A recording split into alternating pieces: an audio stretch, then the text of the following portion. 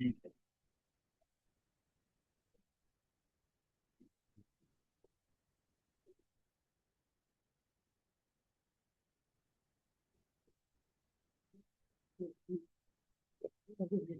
because we no longer have carpet and we can't, my feet don't reach the floor.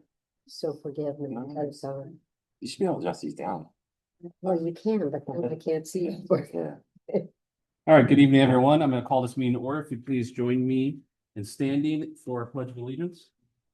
I pledge allegiance to the flag of the United States of America and to the republic for which it stands, one nation, under God, indivisible, with liberty and justice for all. And if we'll all remain standing for a few minutes in respect and gratitude for our first responders.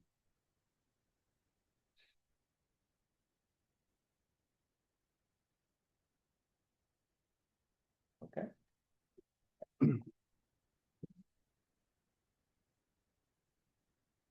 Good evening, everyone. Thank you, Larry. Tonight, the meeting is being recorded via Zoom, and it will be uploaded later tonight to the Township's YouTube channel for viewing. As public comment will occur, I will go to any comments in the room first before I go over to the Zoom room. With that, tonight the board met in executive session to discuss legal and personnel matters. And speaking of public comment, you'll see the microphone is now directly in front of us. If anyone has any comments on non-related agenda items, I'd welcome the opportunity for someone to come and speak, if any. Mr. Chairman, while Russ is coming, you can come over. So I just wanted to acknowledge, obviously, we have a bit of a aesthetic change in here. So I just wanted to acknowledge that was part of our big chunk of our building maintenance budget this year was to kind of put some more durable materials, particularly the floor in this room. So we're still working on it. So bear with us. Obviously, our podium's not there. And we don't have name tags right on the dais up here. So still a little bit of a work in progress, but I just want to kind of let everybody know what was going on. Thanks, it looks great in here. Go ahead, Russ, just your name if you're an East Goshen resident. Russ Frank, East Goshen resident. My question is, two of the new members on the board, ran on the campaign of the, what's it called, the compensation plan? The comprehensive plan. Comprehensive plan.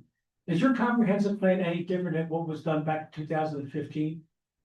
We don't have a comprehensive plan. It is something we would like to have the township undergo as a full comprehensive plan. So you're saying there wasn't one in 2015? There was one, but we're required by state law to do one every 10 years. So you're gonna start from scratch? You don't ever start from scratch on planning. You always build on what you have, but this would be one that would engage the whole community again, so that the community would have input into what any planning, new planning is that we determine as a community we need. So it'd be in addition to an improvement from the original plan? Absolutely, it's an ongoing, planning is really an ongoing process. So you really do a plan, you then review it regularly, and things change a lot in 10 years. Right. So you have to really then get the community involved again. And you're not starting from scratch, but you're looking into the future. Makes sense. To a certain extent, the process is beginning again, but it doesn't, but of course, we're not going to ignore the previous plan. That's going to be one of the inputs in developing. But didn't the original plan, wasn't it always worked on for the past 10 years with the improvements on the Paling Trail? Is You're that part always, of the plan? you're always Yeah, developing but a plan. I mean, you guys kind of led to believe that the previous administration didn't do anything with the comprehensive plan. And I was always pretty much involved with this plan from 2015. So I was kind of surprised that I always thought they were working on it, maybe not as quickly as you guys. No, what there are options that are given to townships in terms of how much is done in the next 10 years. And what we have been promoting is actually making certain that the community is re-engaged in the process. Instead of just doing revisions to the original plan. So I think just to add another point to it, when somebody undertakes a comprehensive plan and is finished, rarely, I've never seen it, nobody implements 100% of what a comprehensive plan said. There's various things that are taken, as you acknowledge, that people think's more important than others, or they just have time. But the reason for the mandate of every 10 years is because best practices in planning does change in that profession, people that are AICP certified. So really, there could be things that stay the same, but there's also a lot of things that could change as far as the overall recommendations from people that come in the from the planning profession. So One other thing too, Russ, is that we'll work with the county, and the county will help provide some hopefully Right. grant funding too, so it's not a cost that all of our taxpayers have to shoulder as well, so. Right, so, and don't you know if that those all the local townships of what your plan is doing, so it forms into their plan? There is, So you have to have, at the end of your process, there's a requirement that Kelly, you could actually probably help me out here, but there's a requirement that the adjacent municipalities receive a copy of the plan, and then they have Townships and 30 days to comment or something. county. Yeah. Contiguous townships. Yeah. Yeah, but it's not, it's just more as a FYI to see how much is in keeping with the borders of that township. Right, thanks. Thank you, Russ. Thank you. Any other public comment? Okay, with that, we'll move on to the emergency services report. We don't have any, we'll have that the 17th. I don't see anyone from Goshen Fire, Malvern Fire, or. Yeah, Mr. Chairman, I did include, I knew nobody would be here tonight, but I did include the December 2025 report as well as the end of year, because I didn't want them to linger. So everybody from Goshen and Chief Leahy should be here next meeting on the 17th, but I just wanted to include those in the packet so that we can review them. Great, any comments from the board on any of those?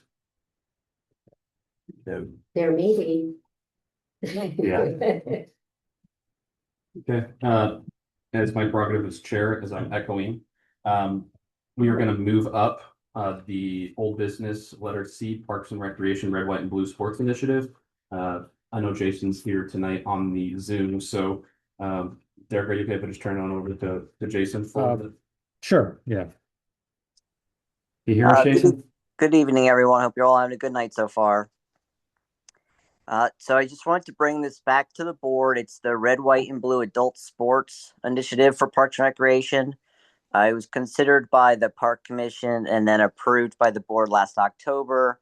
But given kind of the framework of the program itself, and that it kind of deals with, some national issues of political division and wanting to be a solution and kind of a local community initiative that we can kind of address those issues, and that we have two new supervisors on the board, I thought it would be prudent and would make sense to bring it back to the board and just kind of go through it and see if there are any questions and then move forward with it in 2026.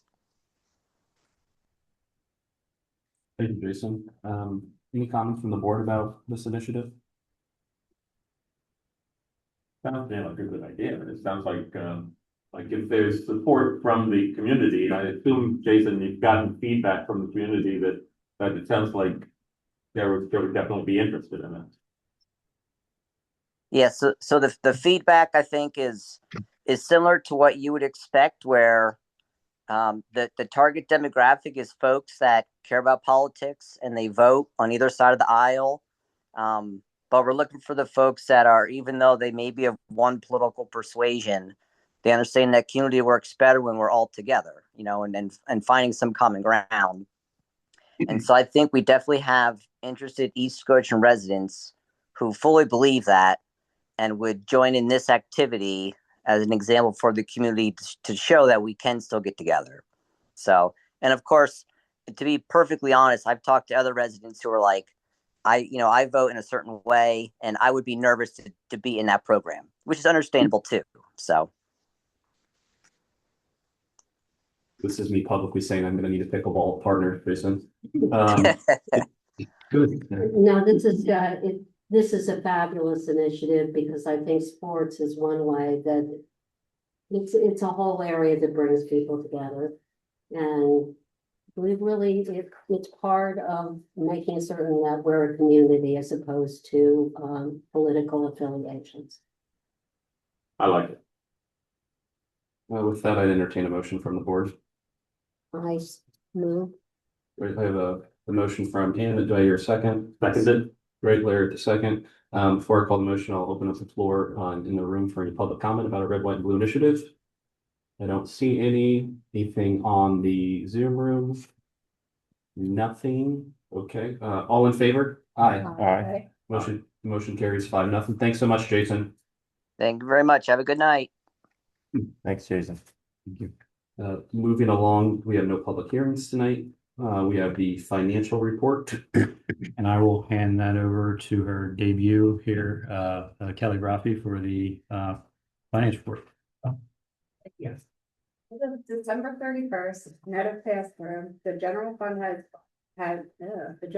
had preliminary year-to-date revenue of $13,412,892. And the expenses of $13,398,177 for the net result of $14,715. As of December 31st, the entire general fund balance was $5,456,141. For the budget, year-to-date revenues are $245,000 more than the budget. EIT collections, alarm fees, resales, and a large Friends of East Goshen donation offset the budget shortfalls in building permits and sewer quarterly recharges. Year-to-date expenses are $231,000 over budget for the month of December alone. Snow expenses were $110,000. Increased engineering fees and winter storms in the beginning and later in the year account for the variance. Yeah, so just to add to that, bottom line is this winter right now is killing us from that perspective. I mean, it's just people forget about how brutal December was with the cold, and we had some storms then too. So between December and January, doing the best we can, but obviously that's the biggest issue with the variance right now. Thanks, Kelly. Thanks, Derek. One thing too, I'd like to note is while we finished 14,000 in the black last year, it was a little bit more than that because we paid our January WeGo payment in December, which is 504. Go ahead.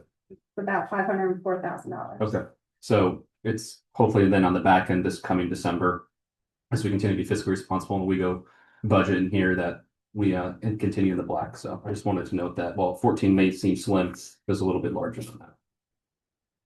Any comments from the board or questions? One other thing too, my OCD kicked in. The ARPA fund we no longer have any revenues or expenses because we finished it off for the room upgrade. So Kelly said she's going to remove that moving forward. So okay. With that, I'll go ahead and we can go to an approval of minutes for the December 2nd, 16th, and the January 5th, 2026 meetings. I'd entertain a motion to pass the minutes from these 3 different meetings. Chairman, I move that we approve the minutes. Second. Thank you, Larry. Thank you, Barbara. Any comments about the minutes? Thank you, Jess, for your hard work on that. Any comment in the room? In the Zoom room? Okay, I'll go ahead and call the motion. All in favor? Aye. Aye. Okay, the motion carries 5-0. Now we'll go ahead and move to the treasurer's report. Kelly, you can take this away again.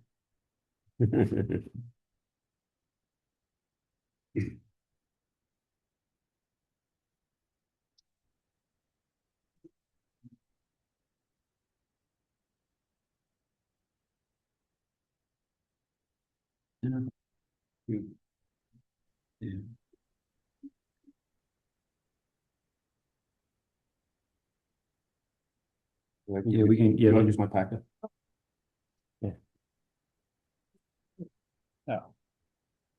EIT and LFT collections transfer. Oh, I'm sorry. Yeah, that's it. Okay, so ERT and LST collections, transfer tax revenue, real estate tax collection, liquid fuel reimbursement, quarterly recharges, rent, interest income, permits, alarm fees, wireless revenue, and park and rec registration fees through general fund revenue during this period. General fund expenses include the monthly WEGO contributions, vehicle maintenance and repairs, highway materials, building maintenance and repairs, salt for winter road maintenance, engineering cost, Brandywine Valley SPCA straight pickups, park and rec programs, events and maintenance, insurance payments, tree removal, and routine operational expenses. For expenditures from the capital reserve fund include $126,000 for the chipper's final payment, $8,000 for ProLink Plus, a vehicle code scanner, and $101,000 for the Goodwin aluminum dump body, snowplow, and salt spreader. Expenditures from the infrastructure sustainability fund are for water sampling. Thank you, Kelly. And just to add again to the proposed payments, this is the same story as the finance report. Winter operations continues to dominate. Any comments from the board on the bills? Any questions? No. I'm not hearing any. I'd entertain a motion to pay the bills. Mr. Chairman, I move that we accept the receipts and approve the expenditures as presented in the expenditure register and as summarized in the treasurer's report. I second it. Thank you, Barbara. Thank you, Ann. Before I call the motion, any comments in the room? Good. One quick question on the snow removal. Do we need to do 2 new pieces of equipment that come by and get closer to the curb and throw the snow? They're like yellow cats or something like that. I don't know if I could ask I Mark. mean, did we have them? Well, I never saw them. Yeah, I mean, there might be, sometimes there's interchangeable parts on those trucks, so I can ask Mark if there's anything new there. But they did a great job. But I just, like I said, I never saw, I thought it was for the electric company, they're gonna do some more work. Like, Good. Any other comments in the room? Any comments in the Zoom room? Okay, I'll call a motion. All in favor? Aye. Motion carries 5-0. We're moving now down to old business. Derek, resolution 2026-04. Thank you, Mr. Chairman. So this is part of the lovely land development that we've been discussing for quite a few months now, 1338 Moorstein Road, also known as the Schiffer Track Residential Subdivision. This is the joint 13 lot subdivision, or I think it's 16 lot subdivision but 3 lots within East Goshen that we've been talking about jointly with West Whiteland. So we did preliminarily, we passed the land development in December, but with this land development, there's a lot of different pieces because of the joint efforts between us and West Whiteland. So in addition to just the run-of-the-mill passage of the land development, we also need to include this intermunicipal services agreement, and that's accompanying with a resolution for the board to pass. Now, this kind of outlines the collaborative effort and the relationship that we would have with West Whiteland and with the development. And you can kind of see here, it spells out sewer responsibility, emergency services, different things like that will govern this subdivision because of the intricacies of having this in 2 different municipality jurisdictions. So there's another thing on the agenda about the approval of an ad for the sewer ordinance that goes with this. So these are 2 different subjects, same subdivision, same issue. This is the intergovernmental agreement. West Whiteland did pass this already in January. So it is just awaiting our signature. And then again, we would need to pass the sewer ordinance in February 17th, if the board would see fit to advertise that tonight. Mark, I don't know if you have anything to add. Kelly is here. I don't know if anybody from the subdivision is here, engineer wise. I don't see anybody, but maybe I'm wrong, but I don't know if you have anything to add. No, the Intergovernmental Cooperation Act requires that you pass any agreement which sets forth objective requirements for municipal services such as this one by resolution or ordinance. We have a resolution for the board to consider tonight. This was passed by West Whiteland. And essentially the 3 lots are almost fully serviced by West Whiteland because the cul-de-sac is accessed through West Whiteland. The only remaining issue is the special sewer district. Because the sewer service is almost exclusively being provided by West Whiteland. The only thing that East Goshen would be doing would be the billing. And because it's going through their system, the ordinance would be associated with allowing what East Goshen to bill West Whiteland's rate. That's the special sewer district. So the intergovernmental cooperation agreement kind of sets up that structure. And then the second part would be authorizing us to move forward with the ordinance, but. If this sounds confusing, that's because it is. Yeah. And well, it's just, I get on my soapbox all the time, but these joint things, I know they're legal. I know they're, fine from that perspective, but they drive me nuts. Well, sewer service is main issue. Yep. Police and fire would be, accessed through West Whiteland, so they would serve, like, initially, if there was a fire or police issue, it would go through West Whiteland, but East Goshen would retain jurisdiction under this agreement, so it's still East Goshen's within its boundaries, so it's East Goshen's, police prerogative. That's really it. Thanks, Mark and Kelly and Derek, for all your work on this. My notes pretty comprehensive here. Any questions from the board? I only had one question, but it has to do with the police thing, like, so essentially, it sounds like what Scotland police would be responding issues, but we go retain some kind of theoretical jurisdiction. So if it was an emergency issue, there's actually a Police Cooperation Act in Pennsylvania that allows for, it's essentially the first responders, whoever is the first one to get there to deal with the issue. So because it's firmly in West Whiteland, it would be a difficult thing for East Goshen to get there. That makes sense. We say that they would be the first responders, but we have jurisdiction if there were like a break-in or something that would need to be investigated, it would be by East Goshen. Okay, that makes sense. Thanks, Larry. Any other comments or questions from the board? Okay. If anyone would like to make the motion, be my guest. Mr. Chairman, I move that the Board of Supervisors adopt resolution number 2026-04 to authorize entering into the intermunicipal services agreement with West Whiteland Township to provide services to the 3 new lots located within the East Goshen Township. I second it. Thank you, Ann. Thank you, Larry. Any comments from the room? Comments from the Zoom room? Okay, go ahead and call the motion. All in favor? Aye. Motion carries 5-0. Derek, and if you have anything else about the sewer next? So yeah, thank you, Mr. Chairman. So again, we kind of covered this already, but the next subject would be the discussion of the special sewer district. This requires an ordinance, and again, Mark touched on it, but what practically speaking, what would happen is we would bill our 3 individual lots because they're East Goshen residents, but it would be, this special district would give us the ability to bill them West Whiteland rates, and we would follow West Whiteland rates since it feeds into their sewer system. And this is not getting passed tonight. This is merely for the advertisement, authorizing us to do the advertisement for the ordinance. So we would be hoping to get that on the February 17th agenda for passage. Great, thank you. Any comments or questions from the board about this matter? Okay, if not, I'd entertain a motion.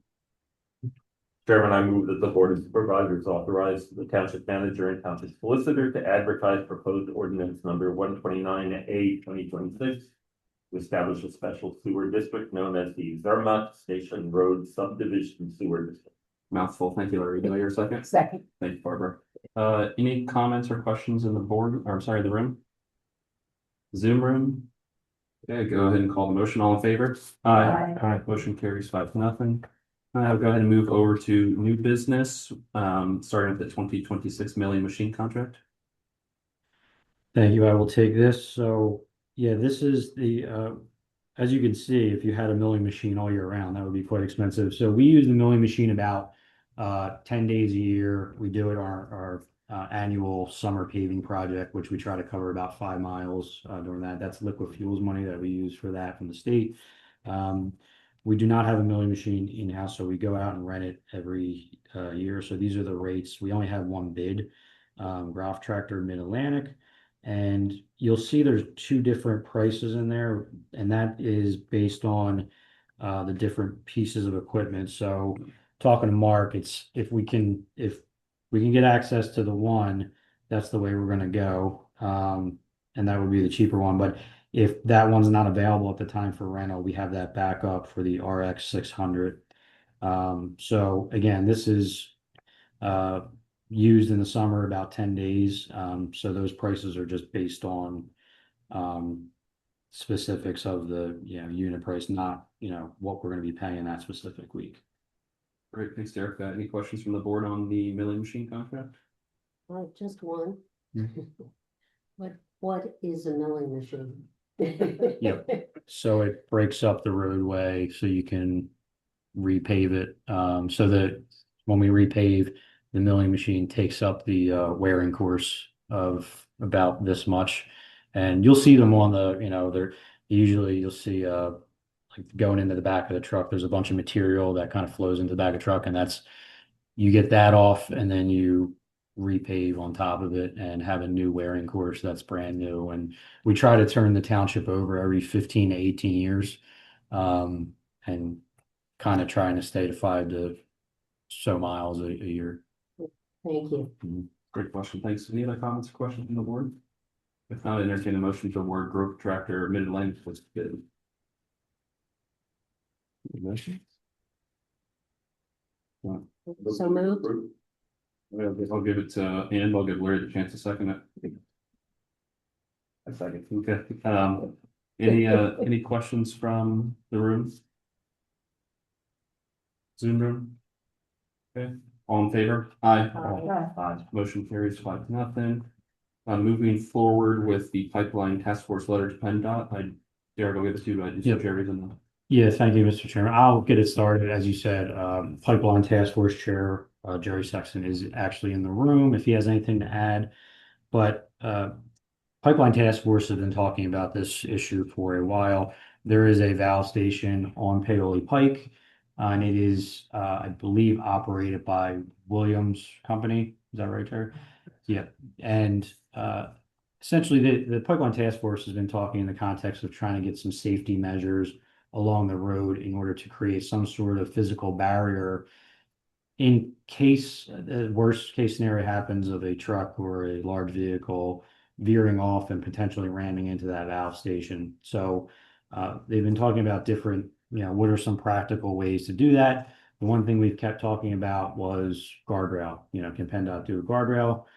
We also discussed the possibility of working with Williams and doing bollards around there, but I think the Pipeline Task Force feels strongly that it's not an either or, it's both. And although I'm in the process of trying to discuss that further with Williams, the bollards, PennDOT has actually pushed back a lot on the guardrail. We sent a few times through our traffic engineer from Pinoni some inquiries, and they finally came back with their determination that they did not see this as something that they would be approving. So I brought that information back to the Pipeline Task Force. We still want to push forward and we think have a good logical reason of why this is actually should be allowed. So there's a letter here attached, which we would send to a specific person at PennDOT. I could send it on behalf of the township, and then we would copy our state reps and state senator in order to get them involved. But again, the Pipeline Task Force feels strongly about this issue that this guardrail would be it is a necessity in order to prevent the worst case scenario from happening. So with that, I can let Jerry discuss whatever he wants to above and beyond, because he knows a lot more this subject than I do. And this danger is it's not theoretical, like an accident has definitely happened in Texas along these lines. Yeah, and first of all, Jerry Sexton on the chair, but Can you get a little closer, Jerry? yes, in September of 2024, there was a serious incident in LaPorte, Texas. A vehicle crashed into a valve station. Destroyed the valve, the huge fire, lasted about 4 days. Fortunately, the only person that was killed was the driver of the vehicle, but there was extensive damage around the valve station to residences and business. So, you know, we try to learn from the mistakes of others. I think that's an important thing to do here. So clearly, what was there was nowhere near sufficient. Okay, all that was surrounding that valve station was chain link fence. Here in our township, we have 4 valve stations. 3 of them we don't think are high probability of a vehicle strike. The one that this letter is concerning is right down the street here. And the probability is high that it could happen. The vehicle traveling westbound on Paoli Pike is a straight shot to that valve station. All they have to do is cross over the other lane of traffic, right to it. Now, coming the other way, there are some natural things that might inhibit that, but a vehicle would still hit it. A lot of work has gone into this, a lot of thought. We also applied some principles regarding hazardous operations analysis and risk mitigation. And I'm familiar with them from my previous work experience in pharmaceutical manufacturing. Now, I know this is a different industry. However, the principles still apply. And we have a situation here with high probability and really high impact and consequence. If that valve station was hit in a similar manner to Fort Texas, caught on fire, there's a lot of residences down here that will be impacted. There's a gas station across the street that worries me a lot. So clearly, what is there now is not sufficient. We feel that the best way to approach this is, like Derek said, not one or the other, but both. Trying to engineer this with, let's say, just dollars would be really, it's not feasible. Okay, you can't build a fortress around the valve station. Workers have to get to it. First responders have to get to it. Trying to do it all with guardrails is not practical either. You can't have, walls against the roadway there. But the combination of the two, I think, makes a lot of sense and is doable. And as we pointed out in the letter, there are at least two examples in the nearby area of valve stations, very similar to the one that we have here, that are currently protected by guard or guide rail, as they call it. And they have been for a long time.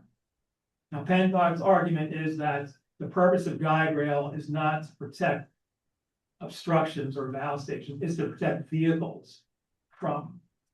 And that is true, and I understand that.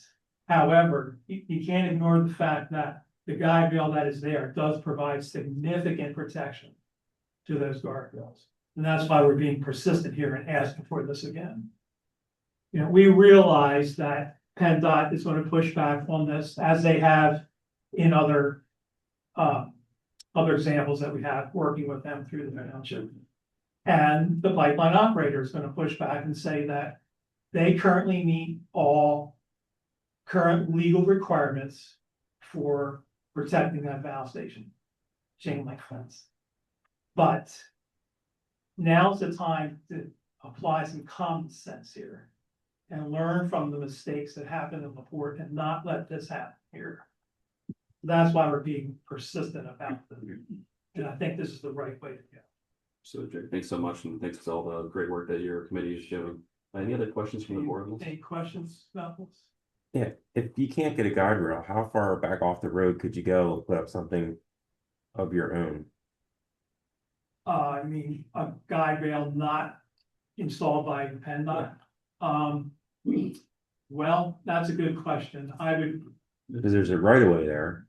Yeah. Right. Can you do something on the right of way borderline We would have to get. without PennDOT? That's no longer PennDOT then. I think the right of way ends about 10 to 15 feet off of there, Mhm. maybe. So it's a good question, I guess. Right. So there, you could have a situation with bollards or some other technology. We talked about bollards, but I'm open minded to other engineering solutions to this. Near the valve station, and then something a little farther away. On the edge of the right away, which is near the beds, it's pretty wide. I think the interesting question there, and I don't know the answer to this, I'm just asking it, are, even if it's on private property, are we allowed, or is somebody allowed to use PennDOT specs equipment such as guardrail, or can that only be installed by Right. PennDOT or PennDOT vendors and not us? Answered by Yeah. civil There's- engineers. I know that sounds mind numbing, but that's just a question I have. You could do steel pipe drilled into the ground. You talk to an engineer how far deep you want to put it, and then fill that pipe with cement and put a couple of them there like a fence. Right, well, that's basically bollards. Yeah, but different. Instead of I mean, first when you said that, I thought concrete ballast blocks. Well, there are all different types of Yeah. technologies, Mhm. there are different types of bollards that we Mhm. install. There are other barriers that could be Yeah. put there too. One of the benefits of having guide rail at the roadway is to stop a vehicle from basically gaining a lot of speed from the time they leave the roadway till they hit Yes.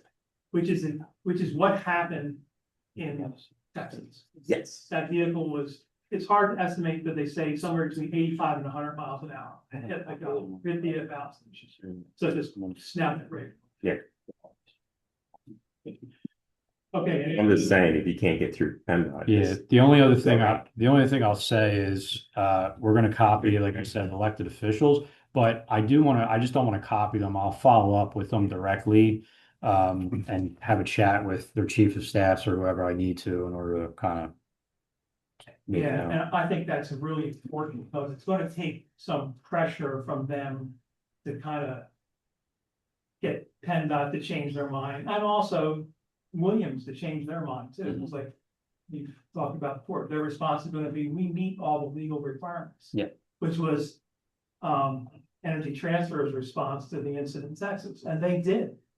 Okay, that's because the laws are very much lacking.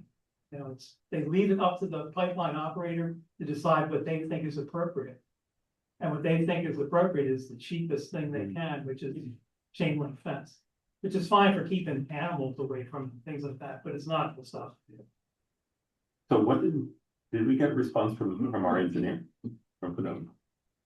Well, Pinot is the one that put this out there to them on our behalf. Right. But, so they did the work on behalf, but between you and I, talked to Michael Schneider, our traffic engineer, even prior to this process, and he was like, PennDOT's probably not gonna like this, just a heads up.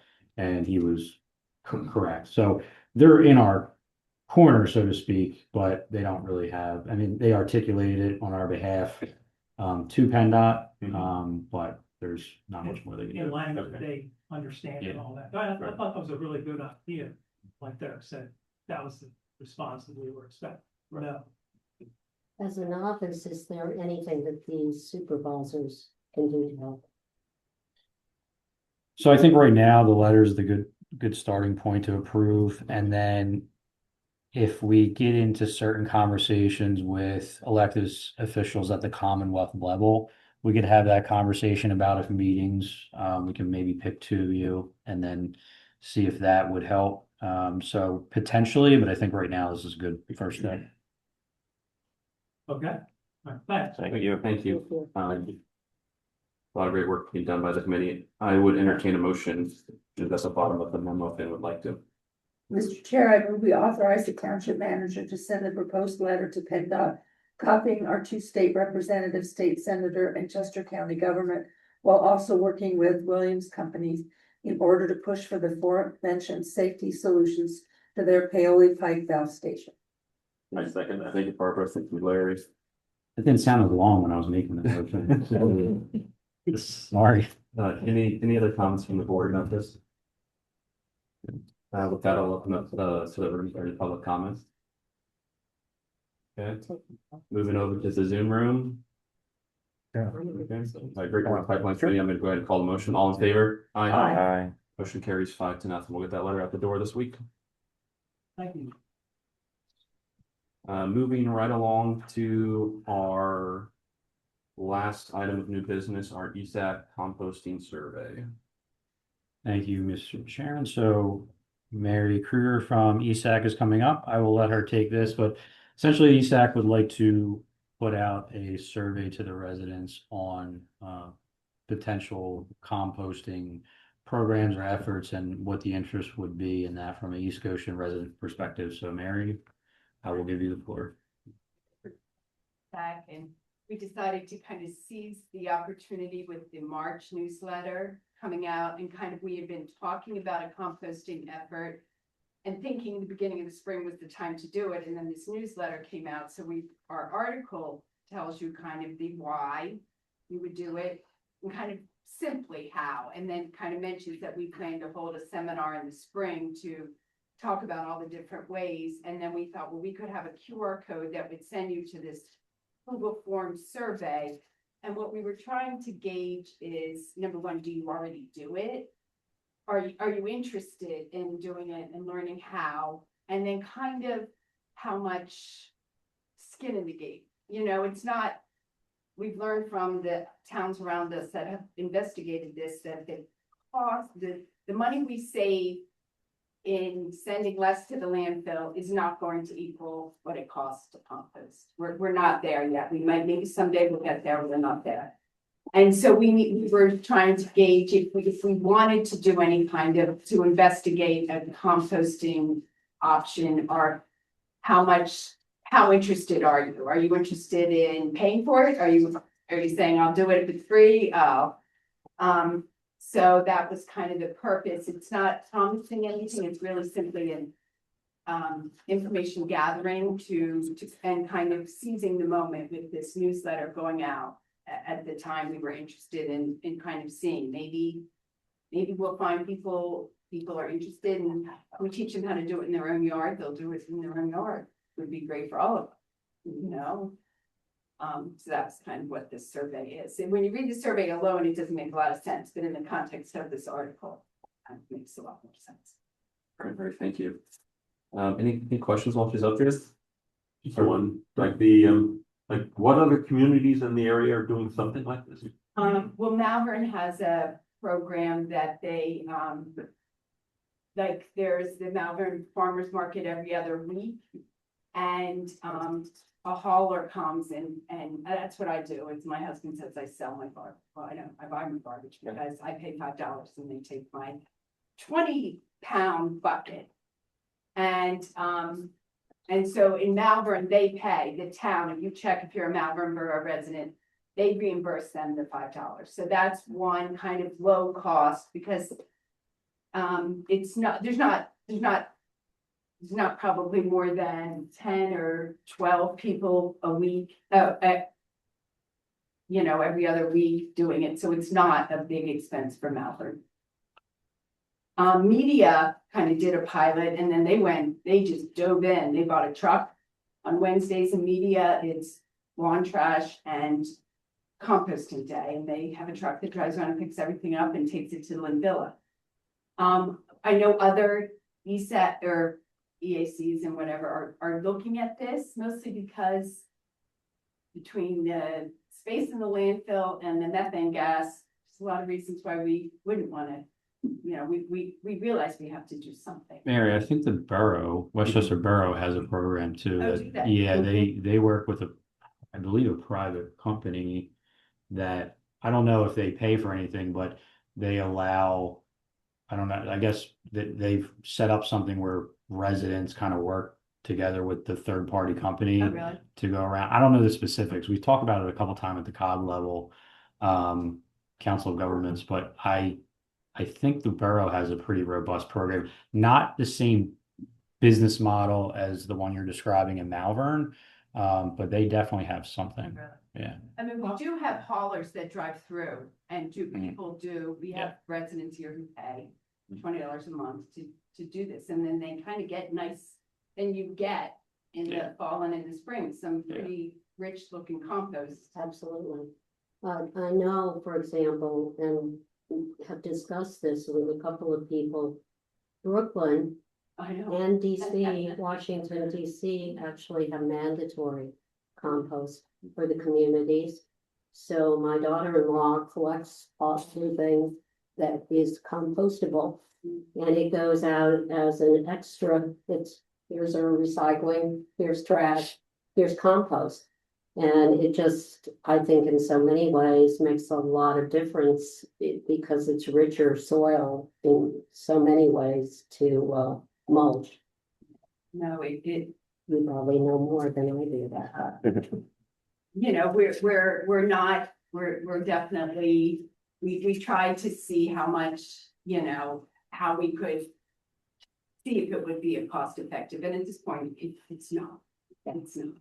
So we need some kind of, if we wanted to do any kind of collection thing, it must be cost borne partially by the resident. And we're just trying to see if you're really interested, you're willing to do that. If you're, it's just stating about,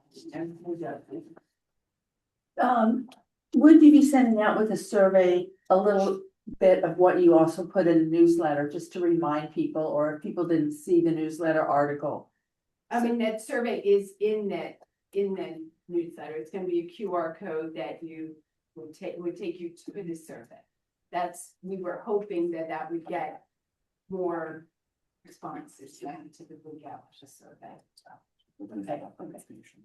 For the survey, how will you address people living in Summit House and Goshen Valley? And how would you address them wanting to participate in this, if they wanted to participate? That's a great question. That's a great question that we would have to look at. You know, Hershey Mill, all those places who do their own. Well, the apartment complexes. Yeah. You have Rose Hill, how would you handle that, and how would you handle the responses from those people that maybe can't participate at all, or is there a way for them to participate, or maybe get a dumpster to put everything in or something like that? Okay, that's a good thing. We would have. Because there's a lot of people in this area that live in those communities, a good chunk of them. They can. Yes. They just need a bucket on their balcony and we can do it. But we need to address, you're right, that they. Well, the apartment complex let them. Will that. Well, one of my questions is there any need? We have all this parkland. And I assume a lot of planting goes on in parkland. Just grass, Just grass. normally grass. Yeah, I mean, we do, there's some plantings here and there done by Conservancy and some of the things that we do on that sort of bulk level. I don't know if what we do would, I don't think we would have enough projects to go with that demand. I would think for the apartment complexes, like probably the idea of having, a hauler come in would be problematic, but like one of the options in your survey is, would you collect it and take it to a central location? Right. So I think a central location would be the best way to handle that. And Right. that's my. And the solid waste authority was looking to see if there were places around the county. When you were trained, you would have the key to get in and, but, yeah. Bottom line, I think the idea of a survey, a resident survey, just finding out what people's interest would be, is a good idea. Yeah. That's what it is too. Mary, I like the idea. I just have one comment. It's not a make or break because I'm supportive of the issue. Is in the past when we've done surveys, futurists did them. Sometimes they would break out what part of the township you're from. Yeah. So people have the opportunity if they're from Bow Tree or from Marydale or Hershey's Yeah. Mill. I don't know if it's anyone would be interested in adding that, but yes. Survey and add that because it's just a Google form. Yeah, just adding what part of the Add township, yeah. things Yeah. saying, That would just be my only thought, just so that. I think that would be better essential information. Yeah. Yes. Yeah. It won't be a multiple choice, they could just type it in, right? I mean, they could definitely, we've done Yeah. multiple choice before too. Yeah, I just don't want to limit any. Yeah, that's fine. We could do what part of the township. We'll add that. Okay. Great, thank you, Mary. Any other comments from the board? Russ, before I let you up here, I'll entertain the motion and then I'll give you your opportunity. Mr. Chair, I move we authorize the township manager and the Environmental and Sustainability Advisory Council to distribute the proposed composting survey to East Goshen residents. Thank you, Ian. Do I hear a second? Second. I'll give that to Peter, and then I would entertain public comment. Russ. Two questions on that, recycling thing. One is, the county offers a training course, at least they used to, for recycling. Sort of, Yeah, we both, me and my wife took it, it's great. yeah. Second thing is, 30 years ago, I thought we tried a recycling program with glass cans and whatever. And that didn't work out well. You know, I used to have dumpsters over here, 3 different dumpsters, one for green glass, clear glass, and soda cans. People were throwing trash in it, Mark said. Well, Something. don't you think, Read it. the same thing that Isn't that- if you get a plant Trash here where it goes, people could throw into it, is gonna attract rodents. Yeah, I think that's something we can maybe address as we move forward, see what the results are like. That's something that we'll consider. Okay, thank you. Thanks, Russ. Thanks, Russ.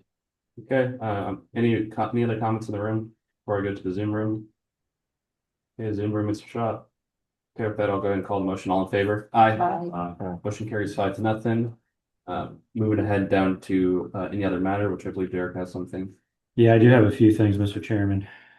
So bear with me here. And actually, a couple of these things were teed up for me already, so I appreciate it. One thing, and Mary actually just touched upon this with the newsletter, trying to time everything correctly as the newsletters come out.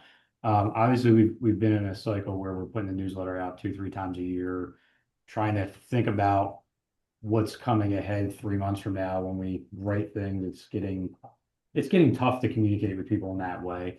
So I know I had various individual conversations with some board members. I'd like to, if the board's open to it, have somebody that I know, give a presentation on the February 17th meeting. And her name is Linda Rooney. She works for she owns Dandelion Digital.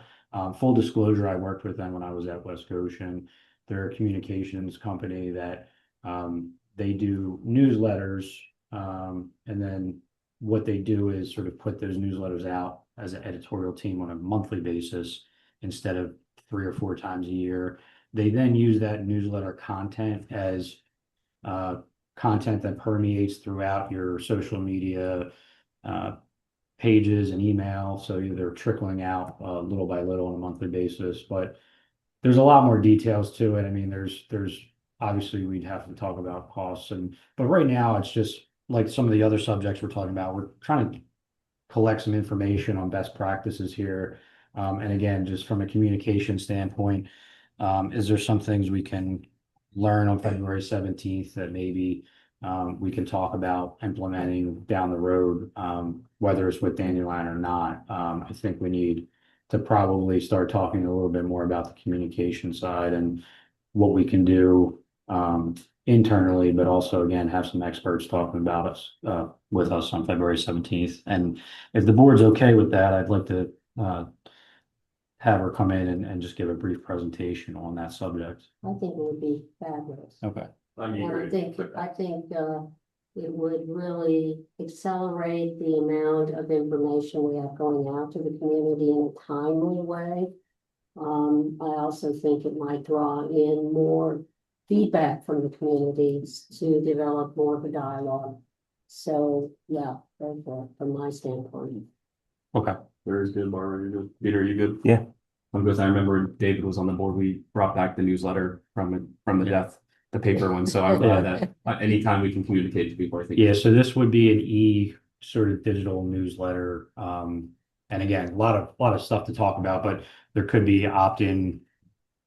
There could be, an opt-in version if people want a printed version. It would be a lot less printed at that point, but that is a possibility and something we did do in my previous position at West Goshen. So We got your 5 yeses for. Do you have everyone's email?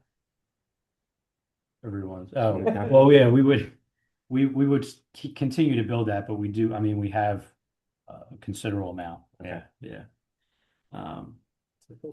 So another thing that was brought up, we talked about at the beginning of the meeting, comp plan. So this is another opportunity, in my opinion, to just try to get somebody at a meeting that can provide some basic information on how we can possibly move forward. So the board sent it back to planning commission, then back to the board, and then again back to planning commission. So it seems to be going back and forth, and some questions in the previous boards about the best way to go about it. I kind of wanted to step in administratively at this point and just say, I think we need to just have a starting point. I was hoping to have a conversation with the planning commission at the county level. I'm hoping to get some information, just some basic information on, best practices, the procedurally, how does everybody get started with this? I mean, very basic stuff. I was hoping to try to get somebody from the county, maybe here on February 17th, if not the March meeting. So it might be a two-parter where I can get some basic information for the next meeting, and then if I can't get somebody from the county, maybe we can do that in March. But I just think we need somebody to come in here, and we can even ask some questions like, have you seen, because I know that's been floated about, internally, what can we do internally? I think we just start going right to the source of the experts that kind of do this for a living. All right, have you ever seen that? What does that look like? What are the pitfalls of doing that? So instead of just keep going back and forth at this point with the board and planning commission, I would just like to bring somebody in again as soon as possible. If I can't get them in February 17th, at least provide some preliminary feedback from them and that office on February 17th, and we can go from there. But again, sort of in same thing as the previous subject, just trying to get some information so we can make better decisions going forward. Sounds good to me. I'll go with that. Yeah. Yeah, I do have a question from Virginia. Will these presentations be at a public meeting? Yes. So the presentation I'm talking about, February 17th would definitely be the communication one by Linda Rooney. That would be a public meeting. Depending on when I can get the county in here, that would be a public meeting as well. So yes, there will all be public meetings. Right. And lastly, this is just a minor update. So Miracle Field, I know this is a subject we've talked about. We have the fields over near the business park that we're interested in working with the Miracle Field.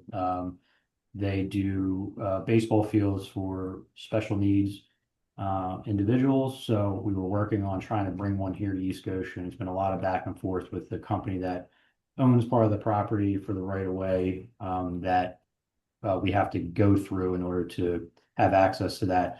Long story short, Jason and I finally feel pretty good about having a contact at the Commonwealth level that works, I think, in the Shapiro administration right now, that we're talking to that has an interest in this project. And we think finally we have some headway into possibly talking to the company and seeing if we can work something out with the right of way. So that's just a minor update, but I think we're finally making some headway there.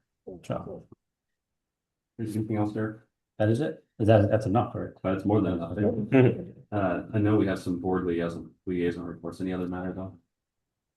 Okay, I'll go ahead and go over to public comment. Any comment from the room? Russ.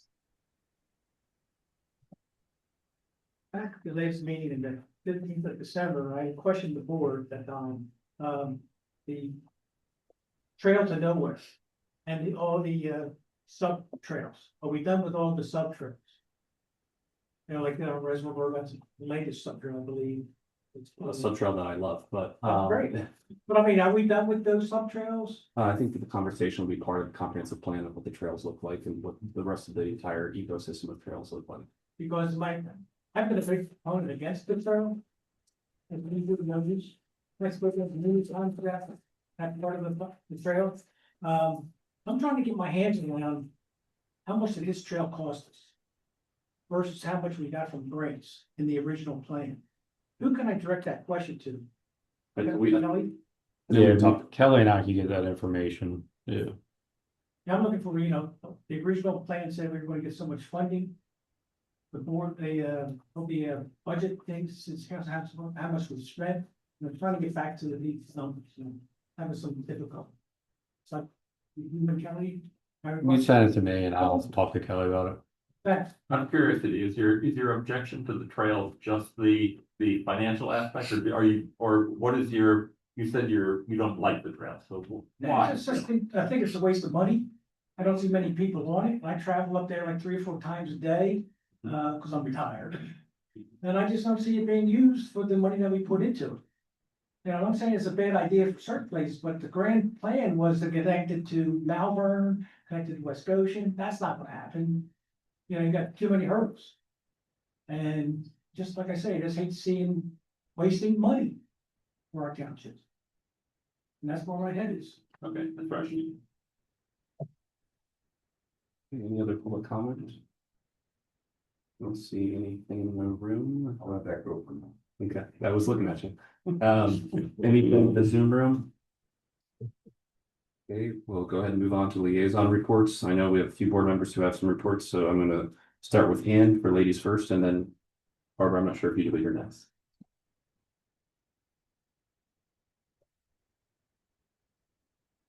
This has been a really wonderful experience for me. As a new board member to actually be a liaison to the, what we call the ABCs. I never can remember what A stands for. Authorities, boards and commissions.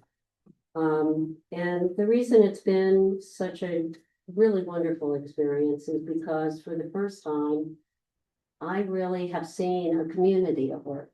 And seeing volunteers who are very smart, very dedicated. It's really what I would like to see happen more and more in the community in terms of a sense that everyone in the community has an idea of what's going on in these discussions that are very important. I'm a liaison for 3 organizations, the Parks and Recreation Committee, the Pipeline Task Force, and the Conservancy Commission. All of these organizations, I feel like people try to check their political hats at the door, want to identify ways to make East Goshen a vital, safe, fun, sustainable community, and roll up their sleeves to put their efforts into realizing what they've talked about. And we've seen that happening tonight. And people coming up to the microphone. The managers and staff of the township go above and beyond to facilitate the work of these groups and provide service and support for all of the things that make East Goshen successful. And I've just found this refreshing. I'd like to tell you a little bit about what my experience was and what they talked about with the Parks and Recreation Committee. It's both a serious and a fun group of volunteers. How can they not be with Jason Lang in the room? It's really difficult not to have a fun time when Jason's around. During the formal part of their last meeting, which was held on January 8th, Jason ran through the whole 2026 Parks and Recreation calendar, which is quite wonderful. Reviewed the America 250 calendar, which I know Barbara would like to say something about. And discuss the 2026 Park Commission reorganization. He too talked about the Miracle Field with the group. And he also reviewed maintenance and renovation projects, various things that the group discussed with him. And the meeting then adjourned with an invitation for everyone who wanted to stay on to test out 2 activities that would be part of what happened last week, which was a seniors wacky Olympics. And I found that I was one of the people who helped with one of the events. And it was just the committee meeting itself was a fun experience, and I learned so much about what goes on with probably is the hub of activity in our township, which is parks, our green space. The Conservancy Board met on January 14th and spent a lot of the meeting discussing their goals for 2026, 2027, which a lot of these groups did because they're all going to join together on March 10th to share what they've accomplished over the last 2 years and what they plan to, their goals for the next 2 years. And they talked about some really interesting things. I think one of the things that really rang true to me and hit my heart was talking about how to have a better communications and education program with experiential programs for the community. In the past, for example, they had to take a walk with a vet in the park for children, which was very successful. And they talked about things like a master gardener doing the same thing, having a series of that type. And doing more personal outreach, usage of social media, the engagement of high school students as volunteers, which frankly, those kids have to have service credits as part of their curriculum, and it's a good way to get them engaged in public service earlier in their lives. And this is this type of activity conservancy that one would want to get them involved in. What particularly struck me as someone who hadn't been part of their meetings before was their dedication to the mission of conservation of open space that makes our community particularly a gem and a draw for other communities around us, which sometimes can be a hassle. Our own residents saying, well, how do these interlopers come into our park and use our facilities? But on the other hand, it really is a rather wonderful way to expand and include people. And yes, the pipeline committee, and you heard from Jerry tonight. My first thought when I was assigned to be or decided to be part of that committee was how exciting can that be anyway? But let me tell you, it really is an extraordinary group of people. The expertise, you heard Jerry tonight. Incredible expertise. He actually brought and shared with the group ahead of time an article about an Exxon pilot being undertaken in the South that resulted from a so far successful project in Germany that converts, and I'm going to get this wrong, Jerry, I know, bear with me, converts carbon dioxide release into a solid form, thus avoiding the hazards of the gaseous emission that would result if it weren't changed into a solid form. And this was discussed. And what really hit home to me as a supervisor and as a resident of this community for 40 years was how much of a huge difference it made for me to be sitting there and actually finding out something very simple. And what they said, they discussed how to get people in our township to understand that what runs underneath us now, that we no longer see because there aren't all those big trenches along the roads that ultimately were grassed over. And there's no longer the parking congestion from it. So it's sort of out of sight. But what difference that it really makes a difference that those pipelines are underneath us and that they can be a safety hazard. They can be hazardous. They can make the difference between life and death in a community. So it really is something that our community needs to be educated about. So that was part of their discussion, was how do we do that? Bottom line is that after I'd gone to, and there were other discussions, obviously, but the bottom line was that what I realized was that after all these years of living in East Ocean Township, how little I knew, how very little I knew, and how important it was for us not only to start communicating, which you talked about, Derek, but also to start bringing younger people in and trying to figure out how we bring those young people into our community to be part of discussions like tonight. How we get through their busy schedules. And when I think back on it, I was a parent, I was a full-time worker, I was a commuter, I was a traveler. I shopped for groceries. I didn't cook, but my husband did. I couldn't go to things unless they really made a difference in my life. Unless there was something in it for me to get out of it. And our committees are talking about this sort of thing. They're talking about what's in it for our community.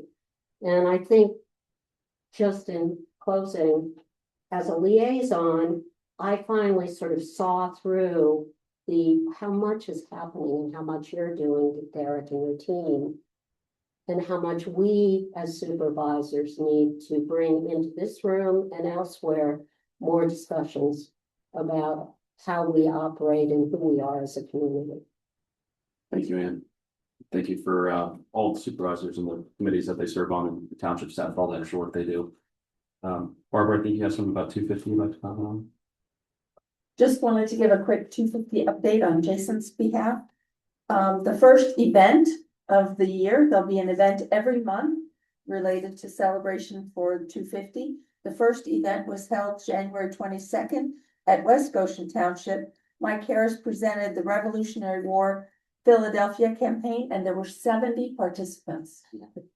Which I is was there, by the way, and everyone was my age or older. so. But it was packed.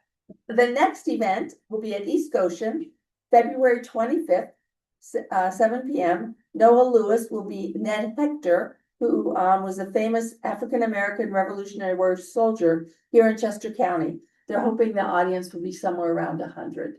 So that will be February 25th. And there'll be an event every month. So check the website and your calendars. They're going to be great events. One of the new things that the committee discovered, the 250 committee discovered, was that they confirmed 2 skirmish sites in East Goshen. Green Hill and 352 was a skirmish site, and East Boot Road near Clock Tower was a skirmish site. And they don't know how many Americans may have been killed in those skirmishes, but they're going to have an opening ceremony to include a formal recognition of these Americans by the Sons of the American Revolution. While we don't know their names, this is likely the first time in history they will be recognized for their sacrifice. Wow. So they're exciting things that are part of this event. So please check your website for the full calendar of activities. The big thing will of course be the May event, the end of May, when we have the parade, and with state and local level officials and East Goshen Township and West Goshen Township representatives, and then a full day of activities in East Goshen Park, including multiple bands, and ending with fireworks and drones, a drone show. So just wanted to give that brief update so that you can be sure to keep checking the website for the calendar and participate as you're able. Exciting stuff. Thanks, Barbara. I open up to the floor to the gentleman. Peter, do you have any liaison reports? No, not this time. Blair, do you have anything? I do, and I'll make this fast. I attended 2 meetings last week. Both were really interesting, and like Ann, I was pretty impressed by the engagement of the members. The first was ESAC, and I think almost everybody who was there is here tonight. So that's kind of interesting. And it was, of course, the first meeting of the year, so we welcomed 2 new members. Mary reviewed the accomplishments of the previous year, and she went through a whole list of fairly ambitious goals for the next year, and wanted, I think the group is still going to vote on what are the things they really want to focus on, and that's going to be something that the group is going to bring to the March 10th meeting. So more to follow on that. I also attended the planning commission. We talked a little bit about the comprehensive plan, and of course I heard from the planning commission that they were looking for guidance from the board on that, so we've heard enough about that this evening. The most important thing on the planning commission agenda last week was a data center, a proposed data center ordinance. But there are models, of course, from a lot of other townships in Pennsylvania. So there are model data center ordinances, but it's something that we are going to need to address because data centers are now the hot things, and we have to be prepared with some kind of organized response to that. Kelly brought a draft ordinance. The group did have some comments about it, and I think that it went back for revision. But eventually, a data center ordinance is going to be coming forth to the board. Probably we need it sooner rather than later. So that's going to be something that's going to come up fairly soon. If people are not aware, I think it is East Whiteland Township that now has a huge issue. We've got a data center that I think it was proposed to come in at, I think it was the initial proposal was kind of like massive, and it has only grown and grown. The proposal from the developer. So townships in our area and of course across Pennsylvania and probably across the country are having to figure out how we're going to address the issue of data centers wanting to come into our townships and the energy draw that they're going to necessarily involve. So there's more to come on that regard. Great, appreciate that. Thank you. Just very brief comment from me in regards to the WeGo Commission met on Friday. We have a new structure now where each township has one representative. In the past, we had an at-large member or a member of Thornberry to serve on the commission. Barbara serves as the alternate member as I'm the police commissioner. A few things of note. Sergeant Reniger was promoted to lieutenant to fill Chief Leahy as he's now the new chief, as well as we had a external process for 2 new sergeants that were hired. It's the first time in a very long time that we've had actually external police command staff come in and help conduct part of that interview process. Sergeant Weaverling now, Russ Weaverling and Sergeant Benningfield. So congratulations to them. There's a ceremony on Thursday night to celebrate their work. And then also thank you for Sergeant Wassell's service, who's retiring as sergeant in February as well. So some just brief comments about WeGo. I don't believe we have any correspondence or reports of interest. Am I correct on that? Not that I have, Mr. Chairman. Okay, I would entertain my favorite motion if someone would like to move it. I move to adjourn. Second. All right, Peter, second, all in favor? Aye. Aye. Motion carries 5-0. Thank you everyone for being here. You come. You are right. Between. I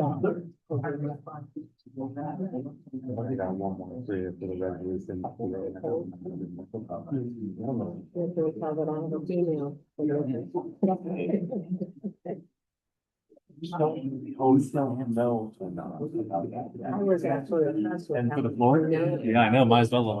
Basketball, Derek's starting us out. No, I didn't. Yeah. Good to see Eric. Have a good night. Obviously, I Yeah. read about them and I Yeah. read news about them. But Okay, as far as actually, it really does make an impact. Good night.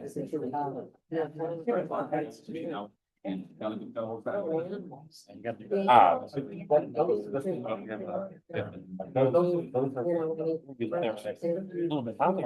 Yeah, that's true.